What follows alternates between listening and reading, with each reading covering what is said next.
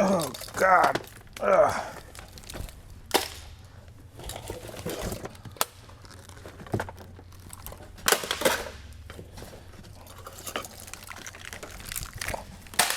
Car Wizard, Oh. what do you think you're doing?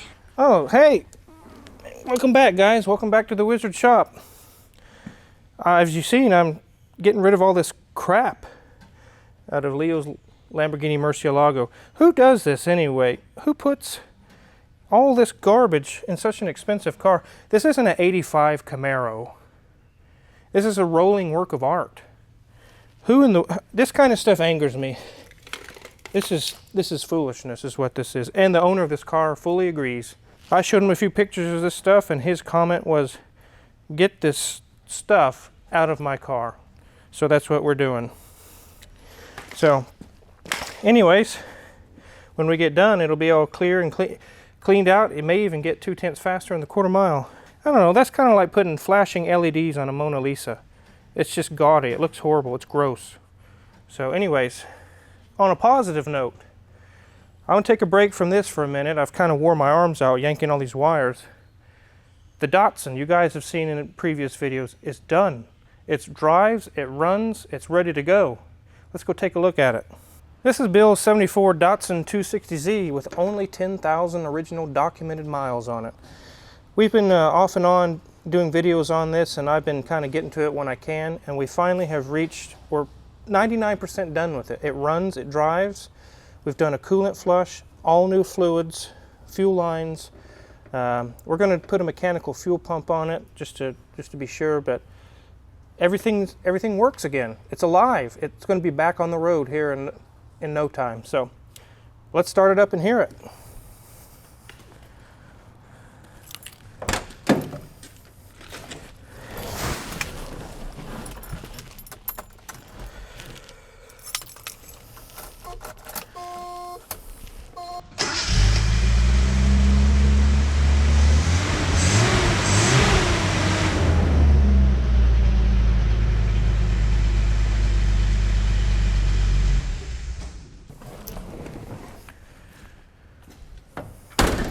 Beautiful. It runs and idles just like the day it came out of the factory. It should. It's only got 10,000 miles on it. Obviously it needs a detail. For wherever he got it from, it still has cat prints on it. It needs a detail. And by the way, thinking of what's in the background, Cadillac, there's some parts I ordered to continue on with the engine swap, and I actually have got them in now. So now we can continue on, and you'll be seeing some videos pretty soon on that. Running the fuel lines, doing the wiring. I had to get a different exhaust manifold. The old one did clear, but it was so close that I didn't like it. So I got one off of an old Jetstar Oldsmobile 350, and it bolts right up. So in today's video, a lot of you guys have mentioned in the comments you want to have a little tour of my toolbox and some of the tools I use. So we're showing you what's going on with the Lamborghini, an update on the Datsun, and let's move over to the toolbox and show you what I've got in there.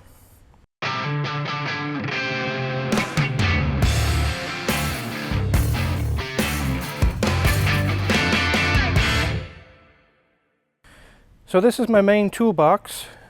If you haven't guessed, it's Dayglow green. It's like super neon bright green. This is my little cart over here. The place I used to work, I'd use that to go in between vehicles. It was a small enough shop I could just kind of move around, but the shop is so big here that it pretty much stays stationary. I grab the tools I need and go to the car with a little cart. This is my main box. It carries all my larger tools and sets and kits and things like that. I think that when this was new, it's like a $9,800 toolbox. It's a snap-on. I got it for about $7,000 because nobody was buying this particular box because of the color. And I do get the comment frequently, you got to wear sunglasses to look at this thing. It is pretty bright and it's not the prettiest color in the world, but I got it cheap and I don't really care about the color. Some of you say, why would you spend that much on a toolbox? It's expensive. This is as much as a car.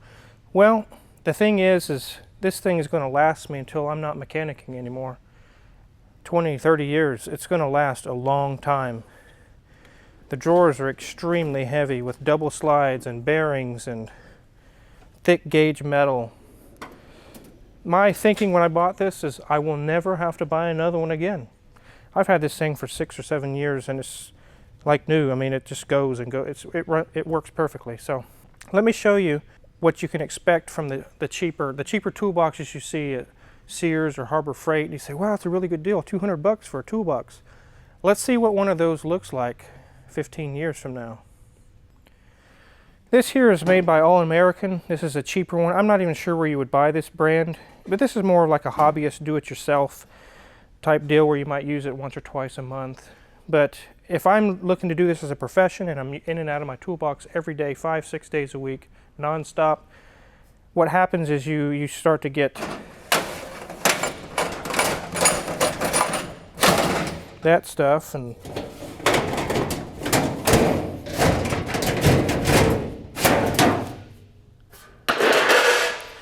anyways, that's not something I want to work out of. Oh, I only paid 200 bucks for it. That doesn't work in a professional shop. So that's why I spent $7,000 for a Snap-on toolbox. I don't have time for this stuff. So anyways, let's go take out some of the tools I have in the toolbox. One last note on this toolbox is when we moved to this larger shop, I cleared my tools out of it. And even with doing that, it took my forklift to put it up onto the trailer. It is so extremely heavy. I wouldn't want this thing to fall on me. It's extremely heavy built, and we got it up on the trailer and it started rolling, and we were actually kind of scared. We were like, this thing's going to knock me over and run me over. It's a very well built toolbox. So onto the tools that are inside of it. It's not all pretty and organized, and I actually work out of this thing. It's not a museum piece. So let's take a look at what I got in here. This is my drawer of some of my larger tools. This is to take like harmonic balancer bolts loose. You can strike it with a hammer and knock bolts loose. I've got long extensions, a bolt extractor set. Here's a stud sockets. My little air-powered vacuum, my master Torx kit. Here's a 12-point impact socket set. And as you see, these aren't all Snap-on tools. These will last. These are GP. They'll last me until I'm retired. I don't need to spend $900 on a set of sockets. So let's move on. There's some specialty four-wheel drive axle sockets. Here's a homemade one I made a long time ago, and it worked great. This is for Hondas. Hold the harmonic balancer while you bust the bolt loose. And let's see you in the next drawer. This is fan clutch tools, my pneumatic air gun, power steering pulley. This is also fan clutch tool kit. It runs off of an air gun. You can use an air gun to kind of blip and knock it loose. Some Allen bolts. I actually bought this set because I was working on a Bentley Super Sports, and to get the hub bolt off, I needed one of these big, humongous Allens. The job paid for the whole tool kit, so it works for me. Double flaring tool kit, some little bits and bobs around here. I think this is just some various little pliers. I don't have a whole lot in here. Still got space to get more tools in here. Here's the big wrenches. You say, on the cars you work on, why would you need such large wrenches? I just did the main oil line to the oil cooler on that Ferrari 360. I don't remember exactly which one, but it was one of these pretty big ones. Big flare nut on there. So I do use them. I've used some of these big ones before, and I don't use them very much, but when I need one, it's nice to have. I paid 200 bucks for this entire set. Master Mechanic cheapos.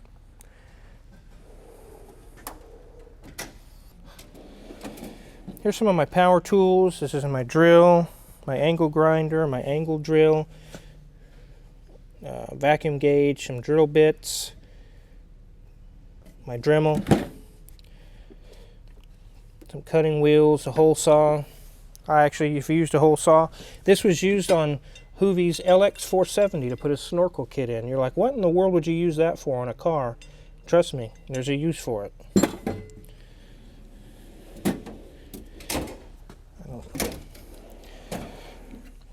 Here's a dial indicator set. I would use that to do like a major service on a Ferrari or something like that, and you would get the cams perfectly dialed in. This is just random. These are wrenches if I need to make a special wrench just to get something that I can't figure out how to get it loose. I can cut these cheap ones up and make my own tools. This is a valve spring compressor. But yeah, this is all this drawer is. It's just cheap tools to use to modify.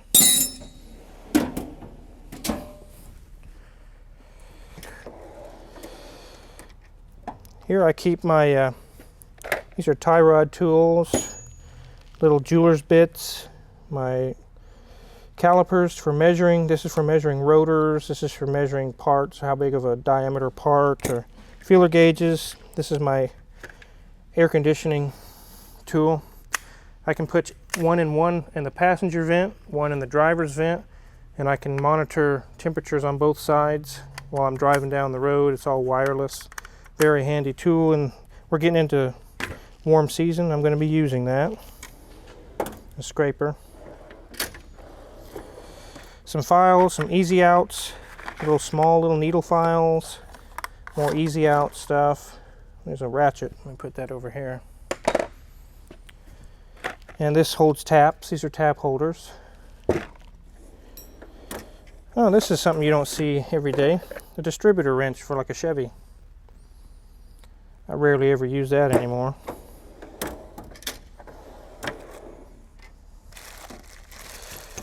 Here's Volkswagen Beetle flywheel holding tool. A little Volkswagen Beetle kit. Micrometer.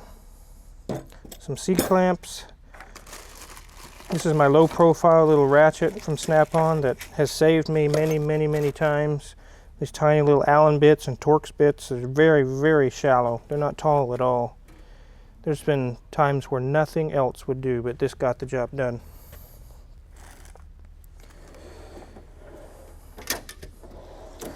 Here's my torque wrenches. It's my 3/8 Snap-on digital wrench. This is just a little inch-pounds torque wrench. This is Wizard? I thought you used Wizard foot-pounds to measure. not on head bolts and things that are critical. That's where these come in handy. That's what I use these for, when it has to be exact, very much exact. These are what I use for wheels. I have one set at about 90 and one at 130. And I can adjust just up or down a little bit depending on which wheel I'm doing, but this one here is my grandfather's. He had this in the Vietnam War. It's an old craftsman. He worked on helicopters. And I still use it today. He's no longer with us, but his tool still lives on. This is, when I bought new, a $600 torque wrench. It does degrees, it does foot-pounds, it does all the different Newton meters. You can convert it, just push the button and change it over. But the big thing is the degrees.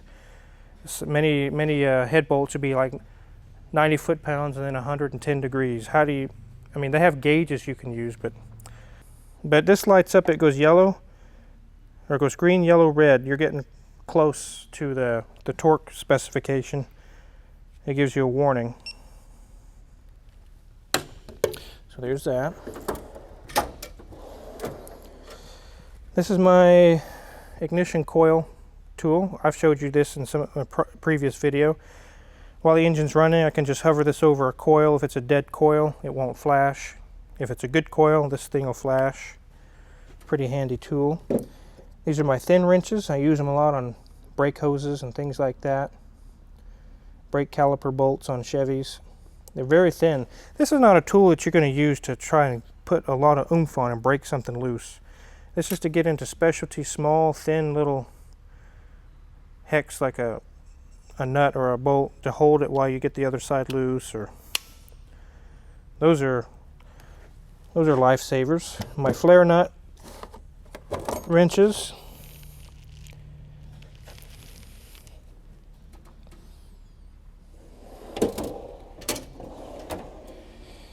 These are T-handle Torx to get down into like a long hole. You can break loose like steering wheels or things like that. This is my little stretch belts tools for stretch belts.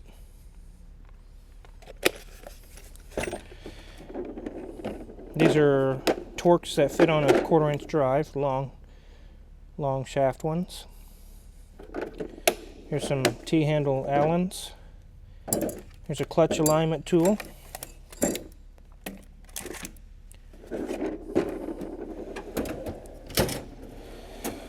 These are pullers and wedges and ring compressors.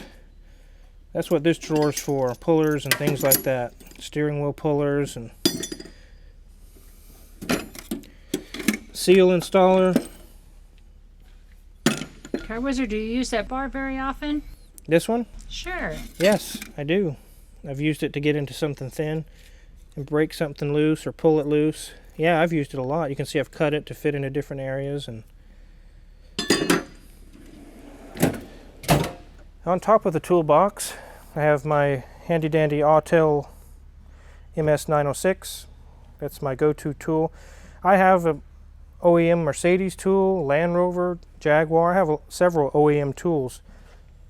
But amazingly, this thing has been able to do so well, I rarely even use those. There's my little laptop that I use.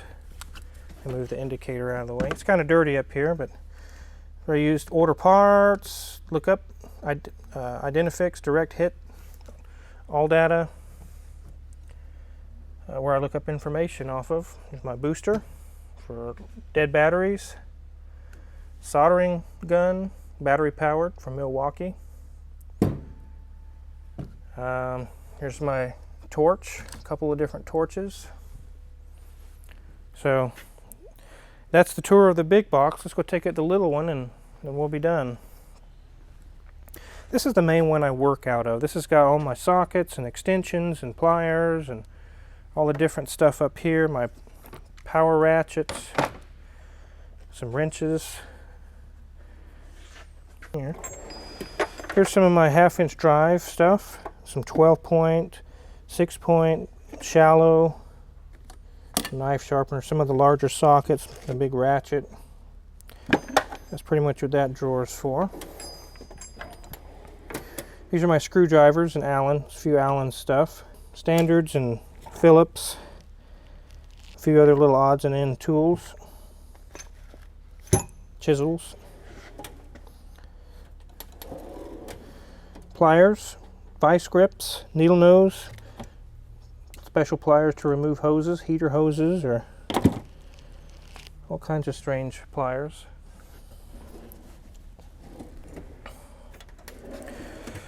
Wrenches. These are those thin tools I've told you guys about. They're made by Mountain. They're ratcheting. You can reverse the direction. It's a flex head. And you can reach way up in on the side of an engine or something, and very good at breaking stuff loose where you can't reach it.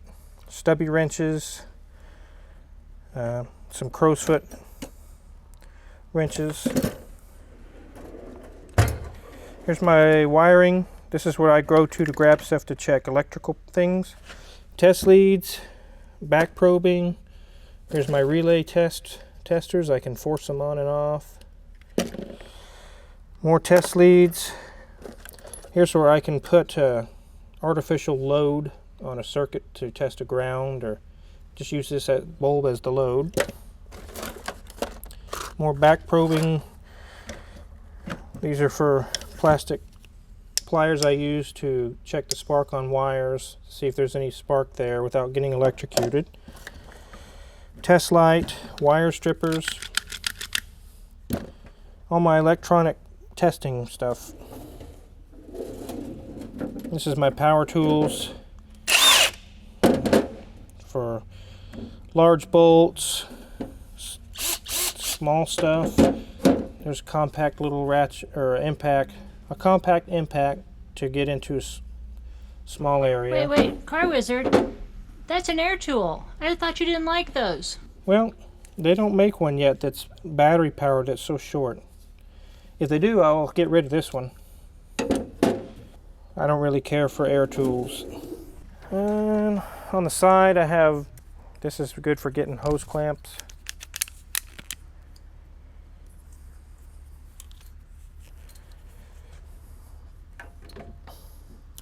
Stethoscope. This is one for listening to like bearings. Here's a stethoscope for listening to like a vacuum leak. Those are my those are the tools I use. This is the stuff that I use every day. Occasionally I'm over here getting specialty stuff, kits or different things out that are not in here. And amazingly, for I'd say the past 2 or 3 years, I've been able to fix multiple hundreds of cars. And these tools, I haven't needed any other tools. These tools do everything I need. Some of the tool salesmen come around and they're not very happy with me because I don't hardly buy anything anymore. I don't need anything. I've got it all. I mean, I have another cabinet full of scan tools and oscilloscopes and things down there, but as far as toolboxes, I've got it all. It's all here. I can pull a complete car apart and back together again with these 2 boxes. So most of these tools that you've seen today are on my Amazon affiliate page. If you go check it out, they're for sale if you want to use the tools that I use. I use these tools because they work. As you've seen, some tools I have that are snap-on tools, expensive tools, because they don't make them in any other brand. That's the only option.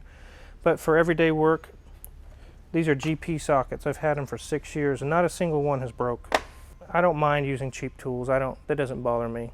So if you like what you see, hit the subscribe button. And we also are selling shirts and hoodies and decals and coffee mugs. Check that out if you're interested in any of that. Go ahead and purchase that. And thanks for joining with me another day in the life of the wizard. Thanks for watching.